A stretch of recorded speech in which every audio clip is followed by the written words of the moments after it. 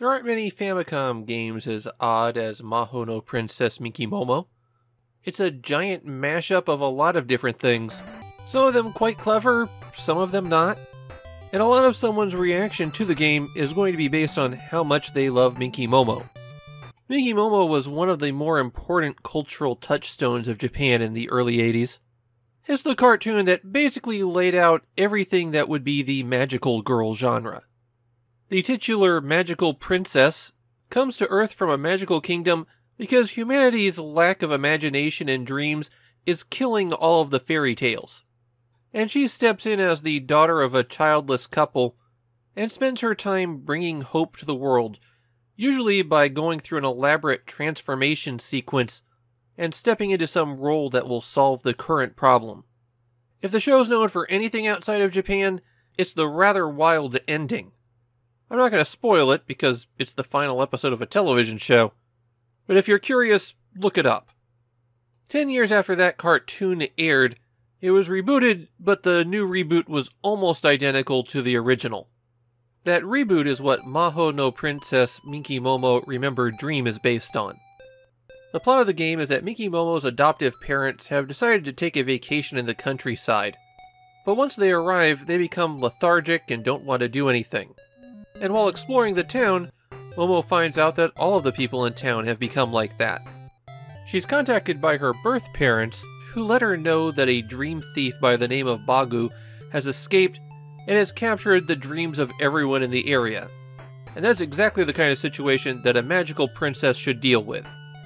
So the thing about the game Minky Momo is, all of that explanation I just gave, that was actually about the first 15 minutes of playing the game.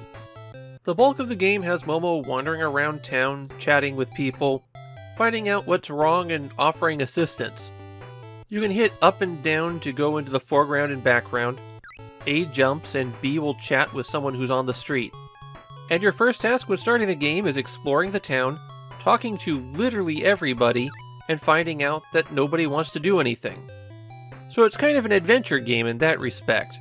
And it can often be hard to find the triggers that will advance the story. For example, if you overlook going into one door, you'll be wandering in circles for a while with nothing happening. Eventually you'll learn how to climb trees and reach high places, but that's really the only additional ability Momo gets for these adventuring segments. If you need to stop playing, then you can go back to Momo's house and say that you're taking a break, and you'll be given a password. Besides walking around town and talking to people, sometimes events will trigger, and then you'll have the opportunity to take part in one of 5 minigames.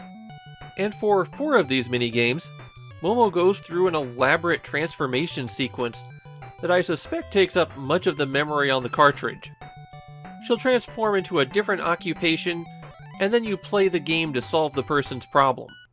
A jewel thief is running away from the store and the police don't want to stop them, so Momo turns into a cop and engages in a high-speed car chase. Here, A accelerates and B brakes, and you'll have to dodge cars and avoid the sides of the road. If you're on the front half of the screen, you'll slowly be gaining on the crook.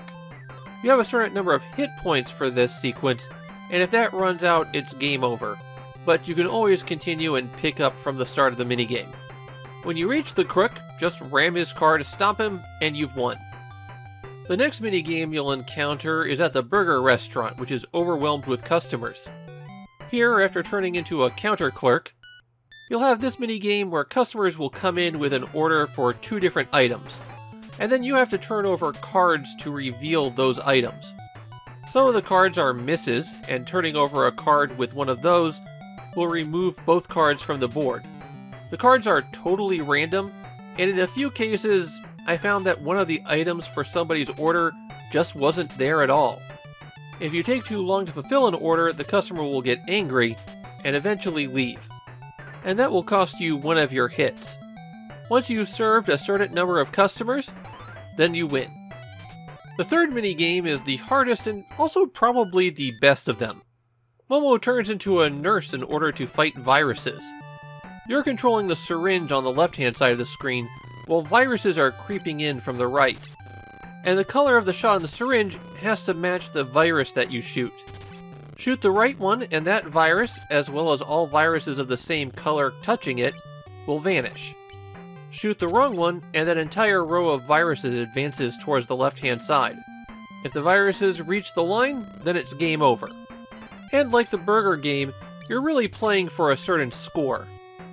The clever thing in this game is that you can intentionally screw up to shift around the rows and line up viruses, because if you eliminate a virus from behind other viruses, then the viruses in front of it also go away.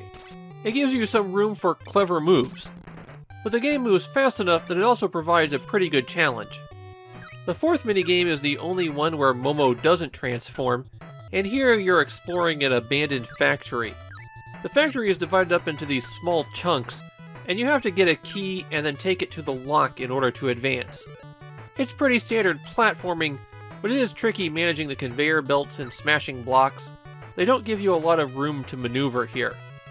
Collecting the hearts in the factory will restore a bit of your health, and that's really the only pickup available for you.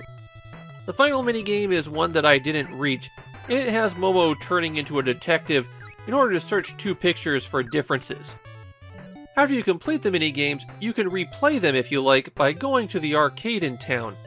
The arcade also has a fortune-telling system where you can input your birth date and the date that you're playing and be given a fortune for the day, even all the way out here in 2023. So maybe Minky Momo can tell you if you'll be hit by a truck or something.